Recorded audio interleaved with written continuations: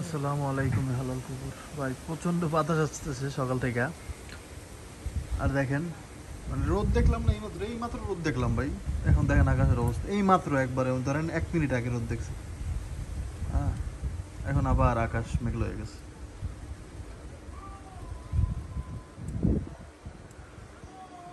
অনেক দিন হচ্ছে দোকানের কাছে যাই না, দোকানের কাছে ওই যে মানুষ দাঁড়ায় আছে।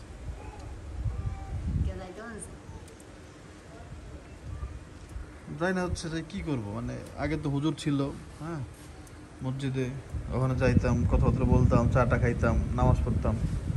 আর এখন হচ্ছে একটা সমস্যা, মানে এখানে একটা লোক আছে মসজিদে, উনি নামাজ পড়ার বাসা হচ্ছে মসজিদের কাছে খুব আর কি। হ্যাঁ, তো উনি নামাজ পড়লে মানে ধরেন নামাজের টাইম, আমার তো বাসা এখান থেকে দূরে মসজিদের, হ্যাঁ, তো ওনার বাসা একেবারে পাশে। তো উনি কি করে যায় মসজিদে যায়, মানে আজান দেওয়ার পরে যখন নামাজের টাইম হয়ে যায়, ধরেন নামাজের টাইম হয়ে গেছে 1:30 বাজে, হ্যাঁ, তো উনি 1:30 বাজে সাথে সাথে নামাজ শুরু করে দেয়। মানে আমি যে যাবো, আমার যে হয়তো 1 মিনিট লেট হবে না, 1 মিনিটও আমি মানে আমার জন্য ওয়েট করবে না, কারোর জন্য ওয়েট করবে না। মানে তার কথা হচ্ছে এমন, তুমি জানো কি করছে এই দিন ইমাম সাহেব, সে গোসল করতেছে, হ্যাঁ, তার 2-3 মিনিট দেরি হয়েছে গোসল করতেছে, ইমাম সাহেবের ছাড়াই নামাজ শুরু করে দিচ্ছে। চিন্তা করো, চিন্তা করেন আপনারা একবার। মানে ইমাম সাহেব সে একটু গোসল করতে গেছে, মানে মসজিদের সামনেই যে পুকুর, সেই পুকুরে বসে, মসজিদের পাশে একবার সামনে একালে, মানে মানে 10 পা সামনে, সেখানে বসে গোসল করতেছে, সে তারা ছাড়া, ইমাম সাহেবের ছাড়া সে নামাজ শুরু করে দিছে। হ্যাঁ, এই হচ্ছে একটা অবস্থা। মানে আবার সে কিন্তু নামাজ পড়ে আবার মসজিদেই শুয়ে থাকে, হ্যাঁ, কিন্তু তারপরও আগে পরে হয়েছেই এরকম একটা অবস্থা। মানে সে শোবে তো সে তাড়াতাড়ি নামাজটা পড়ে আর কি, এই অবস্থা।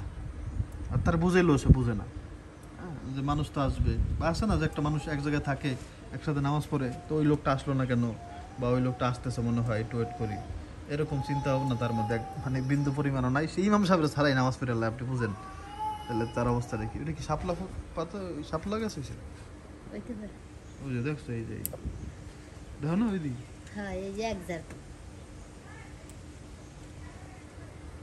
শাপলা গাছ। আমার পুকুর হয় না কেন, আল্লাহ, পুকুর গভীর লেগে মনে হয়, পুকুর না, পুকুর গভীর না, খাল বিলে হয়, জায়গা একবারে বেশি গভীর। কিন্তু আমি তো গভীর জায়গাও দেখছি, মানে হইতে আমার নানা বাড়ি ওনে, আমি দেখছি অনেক পুকুরে। তাহলে এত বড় পুকুর যদি হয়, তাহলে হেপুর চতলা আছে, আমার পুকুর আসলে গভীর বেশি। মানে শাপলা গাছের তো গাছটার মূলটা তো মাটিতে থাকতে হবে, হ্যাঁ, এটা কিন্তু পানির উপরে হয় না। মানুষ মনে করে অনেক সময় যে পানির উপরে মানে বাসি থাকে না, কিন্তু এটা গোড়া মাটির মধ্যেই থাকে। তো গোড়া তো আগে মাটির মধ্যে যাইতে হবে, তাই না? তারপর আমি চেষ্টা করবো না একটা কাজ করার, শাপলা গাছ আইনা বড় বড় একবার মাটির মধ্যে ঢুকাই দিয়ে আসবো, তার বড় হয়ে যদি জানেন ওই জায়গায় শাপলা আছে, লাল লাল শাপলার ফুল ফোটে, আর ওই জায়গায় সাদা সাদা দুইটাই লাগাই দেবো। হ্যাঁ, লাল সাদা, আর দুইজন। তার মানে চিন্তা করছো, এখনো কিন্তু বর্ষাকাল ভালো মতো আই নেই। মনে আছে বর্ষাকাল আমরা এই আনছিলাম শাপলা খাইছি, তার মানে এখনো বর্ষাকাল ভালো মতো, যে ভালো যে বর্ষা, মানে মারাত্মক বর্ষা, সেইটা এখনো আসে না। মাসে এই বৃষ্টি, আল্লাহ, এখনই এই বৃষ্টি, তাইলে মানে কি হবে আমি চিন্তা করতেছি ভাই। আল্লাহ মাফ করো আল্লাহ, এরকম চলতে থাকলে। শ্রাবণ আবার মাস আছে, শ্রাবণ, হ্যাঁ, ও না, জ্যৈষ্ঠ, জ্যৈষ্ঠ মাস গেছে না, যে নাম করা খায় মানুষ। শ্রাবণ মাসটা কি মাস? এই জ্যৈষ্ঠের পরে আমি মাস ভুলে গেলাম নাকি, আল্লাহ জানে, খাইছো তো। আর শ্রাবণ মনে আরবি মাস নাকি, ভুলে গেলাম। এই মাসের পরেই ধুমছে ধুম বৃষ্টি। আর শ্রাবণ মাস বলে কোন মাস বাংলায় নাই, নাই, যদি খায় এটাই আরবি হইব।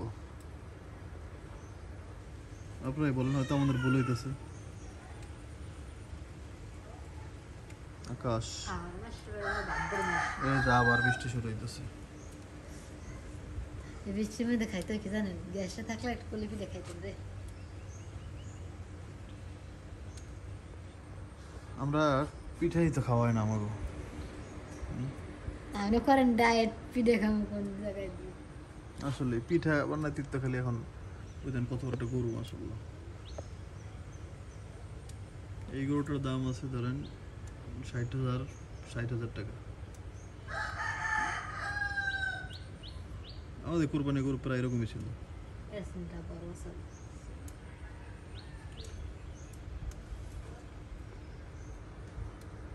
আল্লাহ,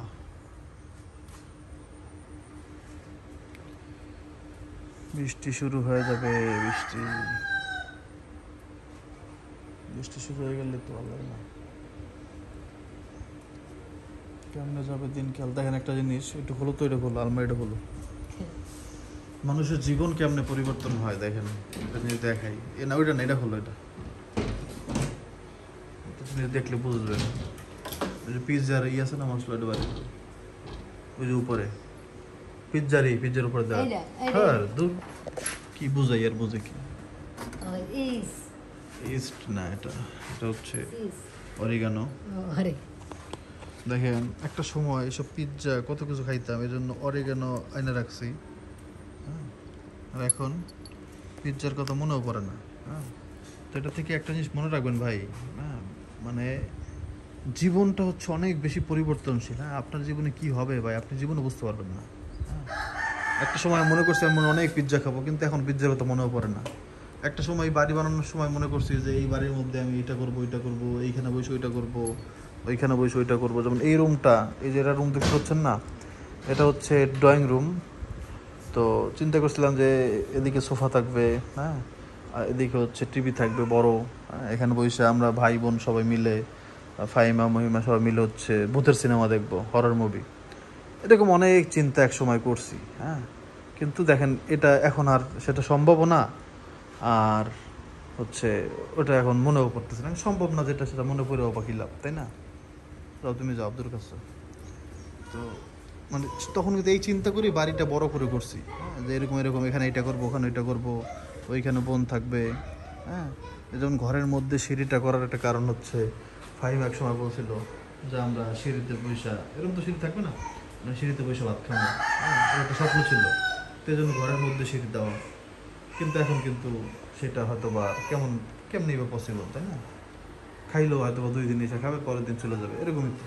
থাকবে না, থাকতে পারে না চাইলেও, কারণ স্বামী সংসার ছেড়ে তো থাকা সম্ভব না। তো এই হচ্ছে কথা। কিন্তু যেটা একসময় ভাবছি সেটা মানে এখন আর হচ্ছে না আর কি। হ্যাঁ, জীবন বড় পরিবর্তনশীল, অনেক অনেক বেশি পরিবর্তনশীল। যেটা বুঝতে যে পারে সে হচ্ছে অনেক আগে যেতে পারে। কারণ হচ্ছে আপনি মনে করবেন কি এখন আপনার এটা লাগবেই, কিন্তু বা এটা আপনার 1 বছর পরে একবারই লাগবে না তখন। হ্যাঁ, যেমন অনেক কিছু কিনছি ভাই যেটা এখন আর লাগতেছে না।